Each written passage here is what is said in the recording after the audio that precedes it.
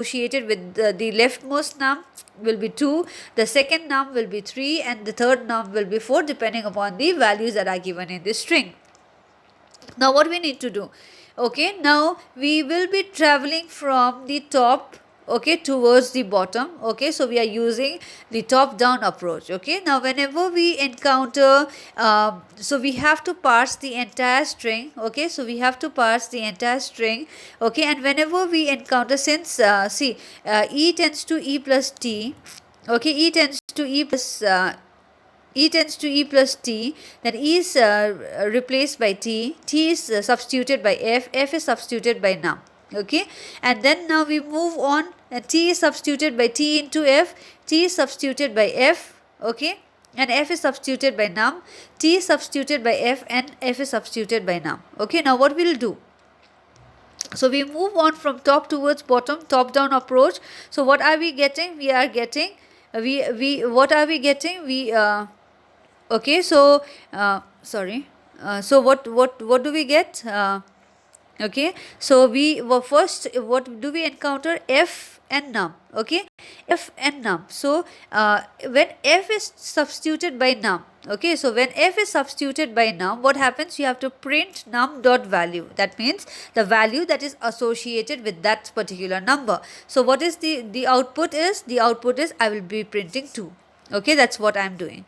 Okay, now again when I move up, okay, now again what will I encounter? Okay, f is substituted by num. So whenever f is substituted by a number, the rule says that when f is substituted by number, you print the value that is associated with the number.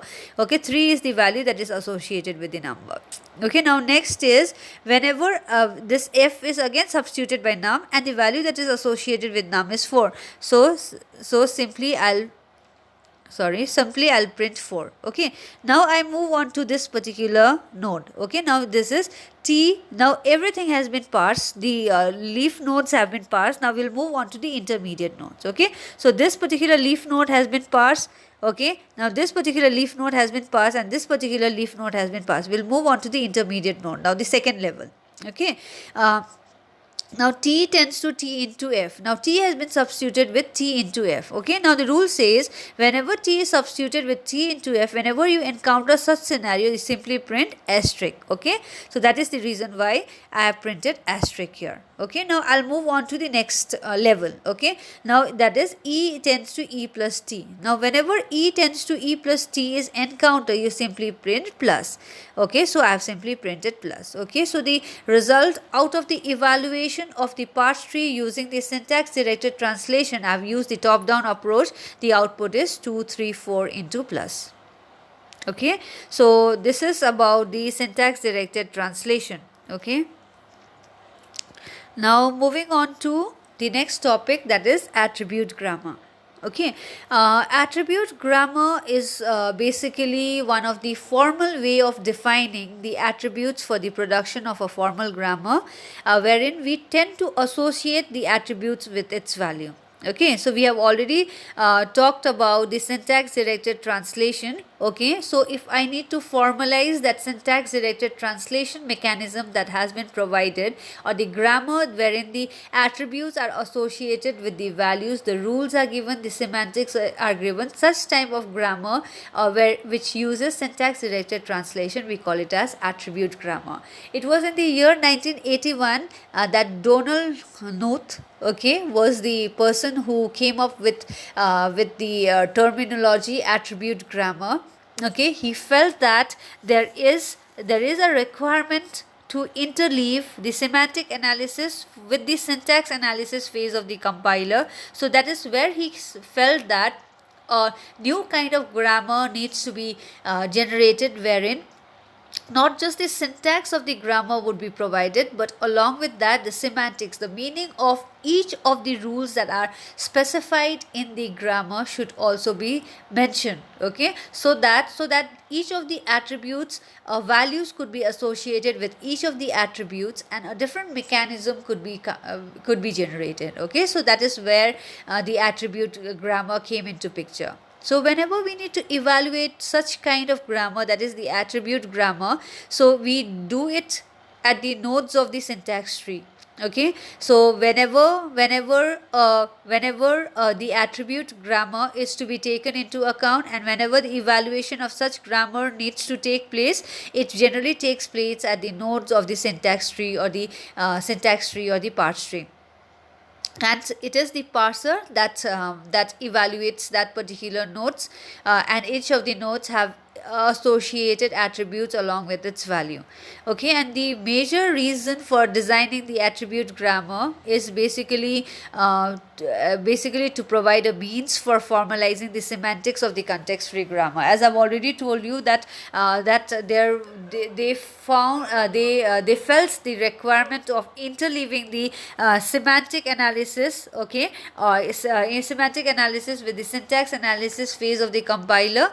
Okay, and they felt like formalizing the semantics of the context free grammars. That's why they provided meaning for each of the production rules, each of the components of the production rule that is generally given in the context free grammar. Okay, so the attributes that are provided in the syntax directed translation are basically categorized into two types. First is the S attributed, and second is L attributed. Okay, S attribute is the synthesized attribute and L attribute is inherited attribute. Now we'll tend to have a look into the difference between L attributed and S attributed.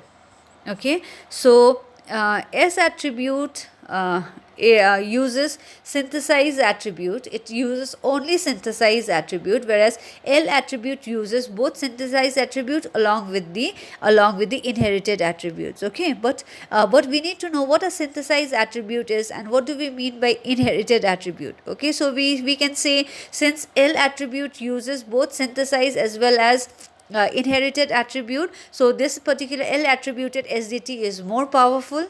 Okay, whereas S attribute uses only synthesized attribute, so it is less powerful than that of L attributed SDT.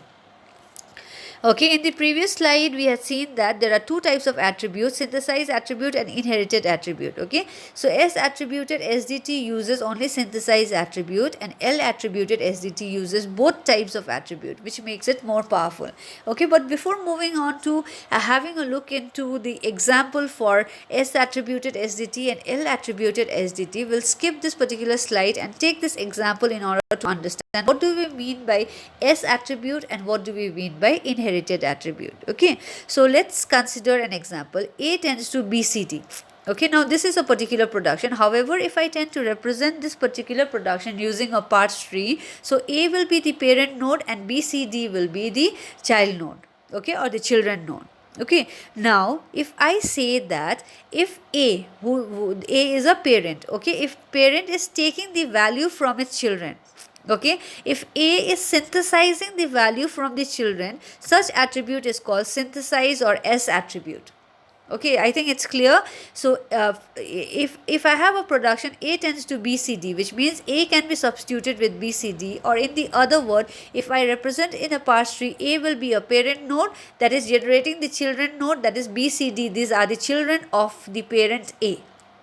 Okay, now if A is taking the value from the children node, okay, if A is synthesizing, we call it as synthesizing. Okay, if the children takes the value from the parent, we call it as inheriting. Okay, but if the parent takes certain values from the children, we do not call it inheriting, we call it as synthesizing. So if the parent takes certain values from the children or synthesizes certain value from the children, such kind of attribute is called synthesized or S attribute. Okay, and if anyone, and when we call it as inherited attribute, if any one of the children, any one of the child node, who are the child nodes? B, C, D are the child nodes. So if any one of the child node inherits the value from the parent nodes, okay, or takes the value from the parent node, or there is additional criteria, that is, if it inherits from their siblings, okay, then the attribute is known as L attribute. Okay, so synthesizing is parent takes the value from the children, so it is called S attribute. Those attributes are called S attribute. But if the children takes the value from the parents or inherits the value from the parents or its sibling, so we call such attribute as L attribute, okay, or inherited attribute. Okay, I think this definition is clear. So now based on this particular definition, we'll have a look into what is S attributed SDT and what is L attributed SDT, and what are the differences depending upon the different entities or the components we'll have a look into. Okay, so S attributed SDT only uses synthesize attribute, which means that the parent synthesizes the value from the children node. Okay, for example, here I have given as A tends to B C D. A is getting attributes from the function given as A dot valve equals to a function of B dot valve, C dot valve, D dot valve. That is, A is the parent node that is synthesizing the values from children node, that is B, C, D. Okay, so S attributed SDT uses only synthesize attribute. However, L attributed SDT uses both synthesize as well as inherited attribute. Okay, and but in case of inherited attribute, inheritance can be done only from the left side, which means that each inherited attribute is restricted to inherit from the parents or only the left sibling. Okay, parent is already there on the left hand side. Okay, but if I tend to inherit, if I am a children and if I tend to inherit from my sibling, okay, but I can only inherit from the sibling that is present on the left hand side in the parts tree or in the production. Okay, for example, A tends to BCD, where A is a parent node, BCD are the children node. Okay, so now I say C dot valve equals to A dot valve. It's fine, because C is the child node inheriting the value from the parent node A. C dot valve equals to B dot valve, that is also true.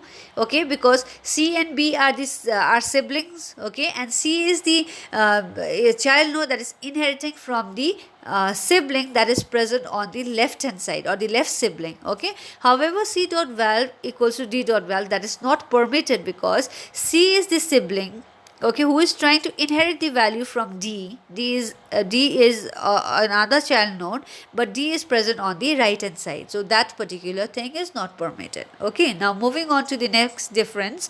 Okay, S attribute SDT is less powerful. Okay, I had already discussed that before, in comparison to that of L attributed. Why it is less powerful? Because this S attributed SDT uses only synthesize attribute. However, L attributed SDT is more powerful because it makes use of the synthesized attribute as well as the inherited attribute. So since it can make use of both the types of attribute, so it makes it more powerful. Okay, and the S attributed SDT, the semantic rules or the actions that are placed at the right end of the production. Okay, in S attributed SDT, the semantic rules. Okay, for example, here A tends to BC.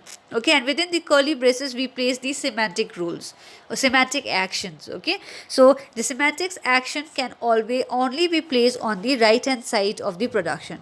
Okay, so we also call this kind of SDT as postfix SDT, because the semantic actions are placed on the right hand side of the production. Okay, so if you'll have a look into the previous example, okay, so these are all S attributed SDT, because the semantic actions are placed on the right hand side of the production. Okay, however, in L attributed SDT, the semantic actions can be placed anywhere. Okay, let's say here A tends to, the semantic actions are placed before the production, semantic actions are placed within the production, or semantic actions are placed after the production. Okay, that's the reason why L attributed SDT, we call it as pre, post or infixed SDT. Okay, but here S attribute we call it as only postfix, because after the production only the semantic actions can be placed. Okay, so we can say apart from L attributed SDT being more powerful than that of the S attributed SDT, L attributed SDT has also more flexibility of designing the semantic actions or the production rules. Okay, and the fourth difference between S attributed is the attributes are basically evaluated using bottom-up parsing. Okay, whereas L attributed SDT, the attributes are evaluated using depth first, left right traversing mechanism. Okay, so whereas S attributed uses bottom-up parsing. Okay, and this particular example we have already discussed. Okay, this particular example shows what do we mean by a synthesized attribute and what do we mean by the inherited attribute or L attribute. Okay, so that's all for today's lecture. In the next class we will start off with what a